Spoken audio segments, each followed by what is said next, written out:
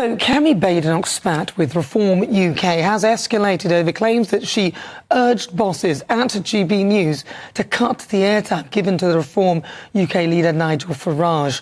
Now, they claim that during a meeting with the channel's chief executive, she said that GB News should not be a haven for my critics. Is the Tory leader shooting herself in the foot? That's the question. Joining me now is the Director of Popular Conservatives, Mark Littlewood, and also Reform UK MP Lee Anderson. All right, I'm going to start with you. Mark Littlewood, what are your thoughts on that? Kemi Badenoch.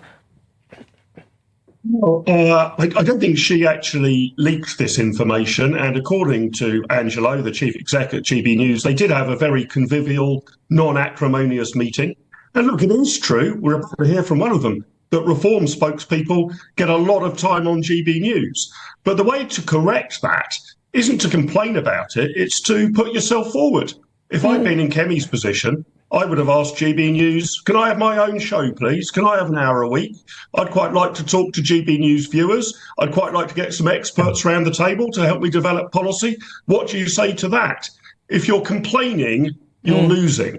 And I'd like to see a lot more Conservatives on GB News, a lot more people of all political stripes, rather than trying to diminish Reform spokespeople, because they actually show up and speak. But I want to see that from all political parties. And the best way of getting that is to put your front foot forward, not to complain about other people being on the television. Well, listen, I can tell you, I've been at GB News from the very, very start. I'm old school.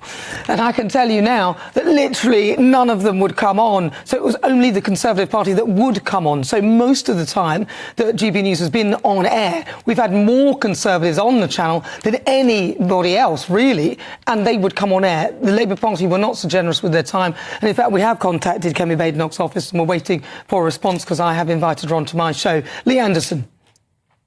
Yeah, I want to agree with Mark a little bit here. I mean, look, I was deputy chairman, Nana, of the Conservative Party. I had my own show on GB News, still have, by the way, and I was interviewing Tory MPs on my show. Phil and Esther were Tory MPs, had their own show. We've had other people. We've got Miriam on there.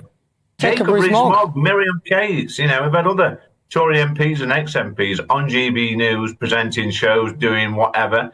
I didn't hear Kemi Badenoch complaining then that, or, you know, the Labour Party might have complained at the time, as they do.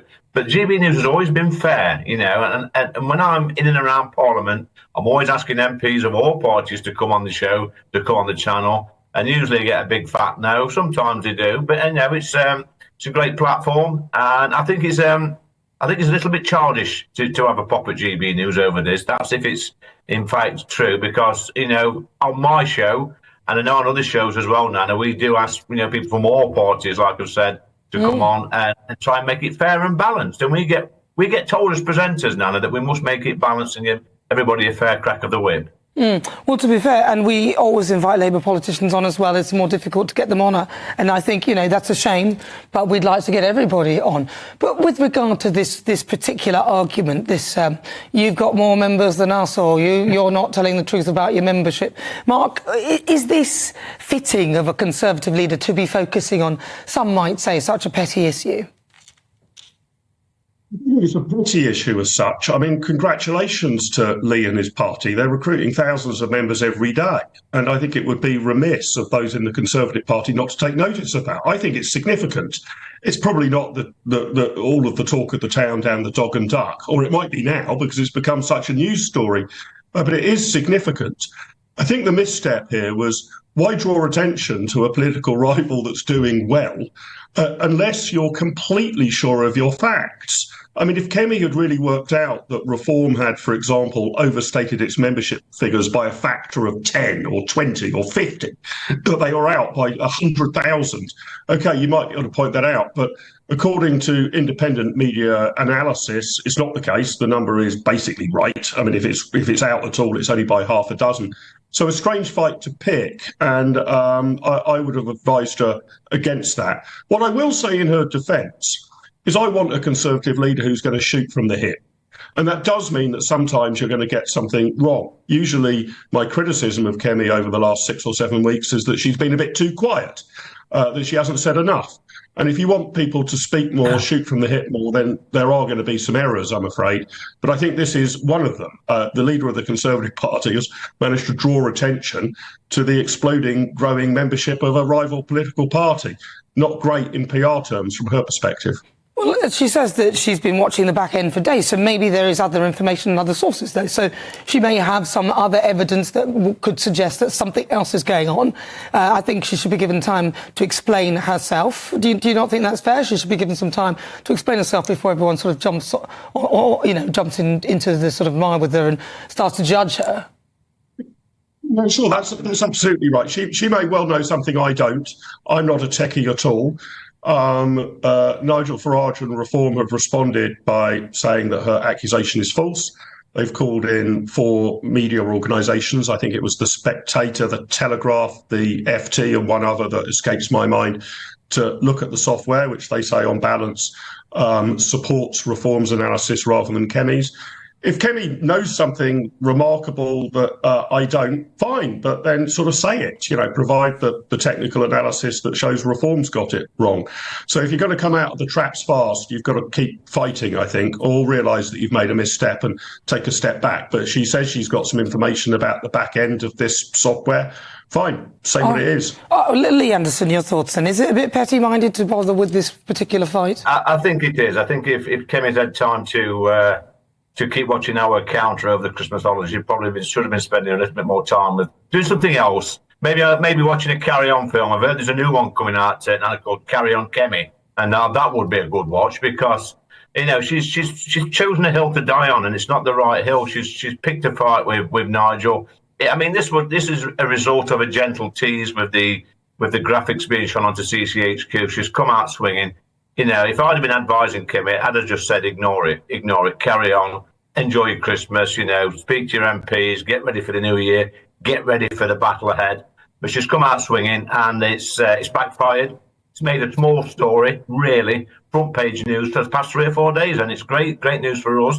Our membership is flying, 30,000 new members since last Sunday. That's incredible, absolutely incredible. We've got a conference coming up next Friday in Leicester. That's sold out. Every single conference we're going to now is sold out. And all she's doing is giving us a free advert. But weren't you a supporter of Kemi Badenoch?